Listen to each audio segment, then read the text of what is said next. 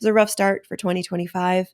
Of course, the biggest one was the attack on Bourbon Street in New Orleans during their New Year's celebrations. The numbers are 14 or 15 people dead. We still have varying reports on how many people have died. Over 30 were injured, many in critical condition. An Islamic domestic terrorist drove a rented truck into the New Year's Day crowd over a length of 3 city blocks. The map was absolutely devastating to look at. Then he got out of the truck and started shooting up the crowd. Finally, the police brought him down. His name was Shamsuddin Jabbar. He's 42 years old. He was not from another country. No, not an illegal, but he was a U.S. Army vet from Houston, Texas. He did die on the scene.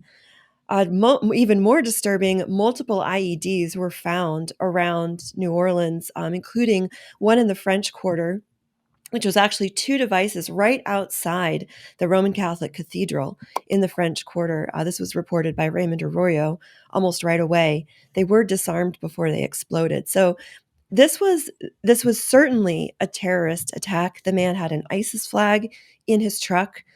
He was an avowed follower of the Islamic State. He had posted on Facebook just about a month ago that he'd signed up with ISIS and he was all in for all of their goals and aspirations.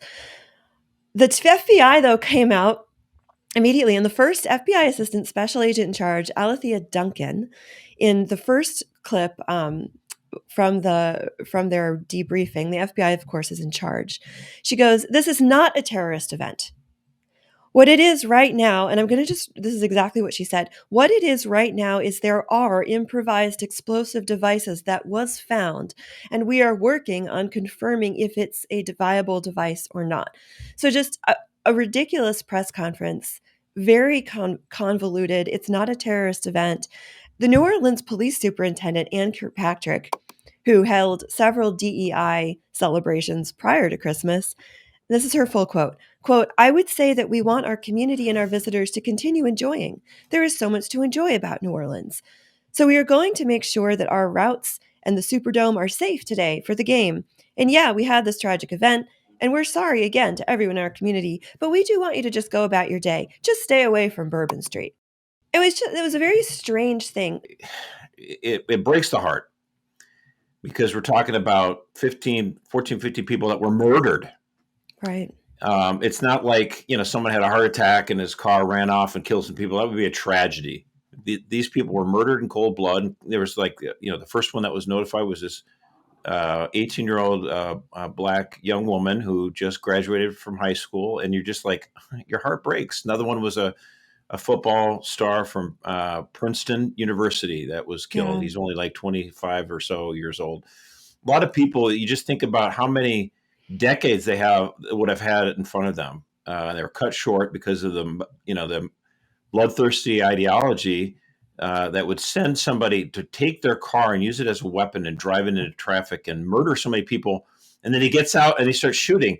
Now, of course, this part, there's a silver lining, because when that murderer got out of his car and started shooting at the crowd, the police officers could then return fire and they extinguished his life, which is great because, and I don't mean this, callously, but if not for that, this guy would be spending his time in jail, and 20 or 30 years later, some Democratic president would commute his sentence. Are we going to start to understand that there are people who are trying to kill us? And there's something about the Western mind where we're so naive. We seem to be a slave to this concept of tolerance, niceness, political correctness. We aspire to assign to people the best motives always. And frankly, there are people who do not deserve it. People who carry the ISIS flag and consider that to be their banner, who have bloodlust on their hearts and minds. These are people that need to be kicked out of our society. And as always is the case, when something like this happens, we find out the FBI knew about this person. It drives me up the wall. Right. Peter, how about you? Do you see this as a sign that sort of the Islamist terrorism attacks that we've seen, in Europe especially. So we've seen these kinds of this was very reminiscent of the attack in Germany, where a car was driven through another Christmas celebration. We've seen rise of stabbings. Do you see this as a wake-up call for America that the same kind of forces are at work here? Yeah, yeah, I think it's here. I think it's arrived. That football player that Josh referenced, he was a football star at Loomis Chaffee High School here in Connecticut. So his Mhm. death is a very big deal. It's like a local story here. It's a great tragedy. I want to read to you my favorite reaction to it so far. This is a tweet from Steve Deese. He's a Christian filmmaker. He writes, an American who served in the military, radicalized by Islam, successfully bombing a city with Grandma Ethel for a police chief, while the feds ignored numerous warnings about him being a threat because they have other grandmothers to arrest for praying, is the last 30 years of Democrat policies summarized in one story. All we are missing is for Grandma Ethel, police chief, being in a non-binary marriage with an illegal alien in 2025 is already tragically complete on day one. That's a very cynical take. I think we do have to face the fact that I think radical Islam is here in the way that Erica posed the question. We've been going through this, not we, but they have across the pond in Europe for some time now, these vehicular mass murders that are happening that are inspired by radical Islam. I think that's a pretty serious thing. I think we need to ask ourselves about militant Islam. And this is something we talked about. I was on your show around one of the anniversaries of 9/11.